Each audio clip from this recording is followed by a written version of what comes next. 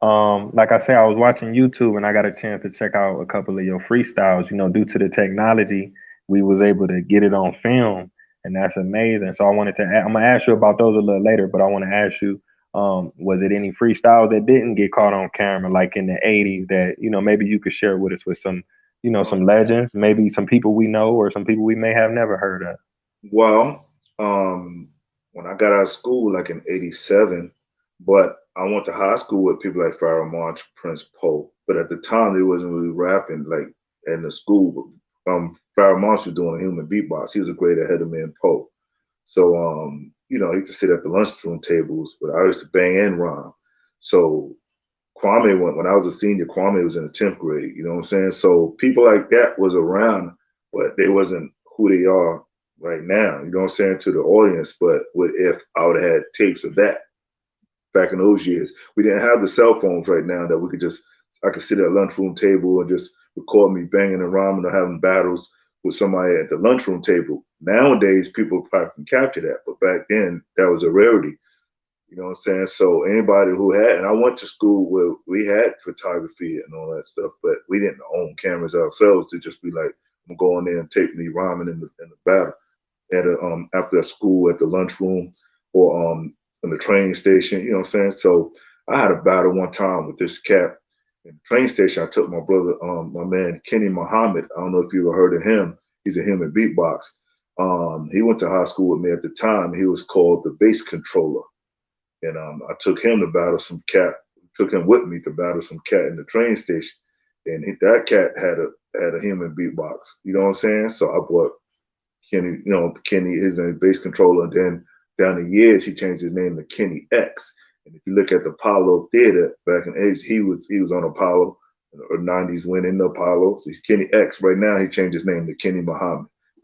But he's somebody that can actually tell you, you know what I'm saying? There's other people that could vouch for certain things, but it wasn't like I was making records, but people know me for a lot of my people that know me for years knew I always listened to rapping and stuff. So, then I started going to open mic showcases and things like that. And I met people like the Almighty KG, one of my heroes, you know what I'm saying, from the Cold Crush Brothers. And he was the very first person that put me in the recording studio.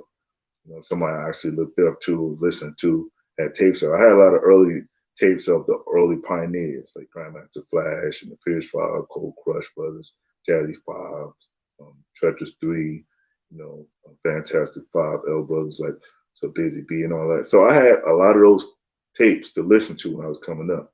So when I met KG, I met him in like B Boy Records. That's the same label that Carrots on the Scholar Rock was down with Rock Candy Records when he put out the South Bronx. But I used to go down there and try to get hooked up.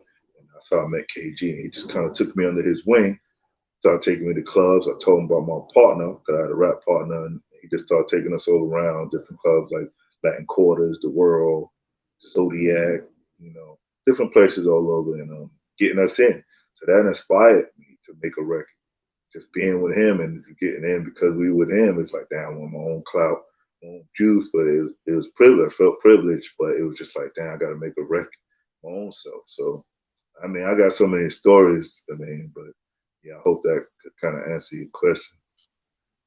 Oh yeah, definitely, man. It's like a dream. Some people dream about some of those experiences, but like I say, you was from that era and you held your own with a lot of greats and a lot of giants, man. That's phenomenal. I wanted to ask you about artists in particular. Now you got a chance to work with Lord Finesse, Yeah, amazing, phenomenal producer, yeah. lyricist. How did you connect with him? Because he's from the Bronx. Did y'all know each other before hip hop, or did that come later? Well, I battled Lord Finesse. That's how I first met him. Me and him had a battle, which is on YouTube. People can see. This is the battle was July 13th, 1989. So that's the actual date of the battle, which is documented. It's on my YouTube playlist. My playlist, all of the playlists, but if you go to like my playlist that's called Percee P songs and features, is on there. And I put links to like, where you could read more about the battle. Like Double XL magazine had written it. They put it in the top 6 legendary rap battles. They made a whole article about that. But I put the link in the description part of the battle on my playlist. When you go to that battle video, you can see the link if you want to read more about it like that. So because Lord Finesse had things to say about the battle as well. But so I just put it there so people could kind of get an idea of what he even thought about the battle and stuff. So but yeah, that's how I met Lord Finesse. There wasn't no animosity. It was basically the guy. If you ever saw the battle, it was a guy that was commentating. His name is Tony Webb. He's from the project. Well, I'm from Patterson Projects in the Bronx, and Tony Webb kind of knew Lord Finesse from school, high school, and instigated the battle. Kind of like was lying to me saying this cat Forest Projects, man, Finesse, he talking about he beat everybody in Patterson, so he just come around saying that to me all the time, come outside. And then he would lie at Lord Finesse and just say the same thing. My man Percee P from my project said he eat everybody in Forest, so it's kind of like, who this cat? Let me hear this cat. So basically, I started coming out, and people was like, he was looking for me. He was, I thought they were lying, but one day I was with my homeboy, my man named Wu in the projects, and AG was with Finesse, AG from my project too, from Taking in the Craze. So he knew who I would be hanging around, and I guess he brought him and asked Wu, called him out the window, said, "Yo, what's up? Was Perks up there?" He said, "Yeah." And we looked out the window, and we saw. He said, "Yeah, Finesse down here." So we went downstairs, and actually that battle was like probably, let's just say, like probably like a 2 week span of time of just going out until we finally had that meetup. So we was on the other side, the south side of the project, and my man Dave Devon Gonzalez said, "Hold on, let me go get my camcorder." So we wound up going on the other side of the project, which is my side, the north side of the project. So we walked in front of his building, 315 East 143rd Street. We waited outside the crowd, and he came down with his camcorder, and that's how we got the battle to watch now. So if it wasn't for him doing that, we wouldn't have had the footage right now to look at on YouTube. So I'm giving them their credits because I know for years people always talk about me and Lord Finesse, but nobody ever wondered how that battle, how it really stemmed off, and who was the reason, who was the cameraman. I definitely want to give them their props. That's why I did that. But yeah, people need to just go check that out and they'll see. But after that battle, Lord Finesse went on to put me on his records, and I didn't know when he battled me that the very next day he was entering a new music seminar back then, 1989 New Music Seminar. I found out that from his interviews years later, listening to his interviews. He had told, he was like, yeah, yeah, I was supposed to have been in the news. Well, one day I was going in the music seminar, but the day before I went to battle this cat named Percee P. Right. And he said, in his words, he said that was his hardest battle he ever had. And that said a lot because in the music seminar is a bunch of rappers from all over the country, like 20 artists that they stem from, nationally, and they just picked the best 20. So he considered me, that's what he said in his words.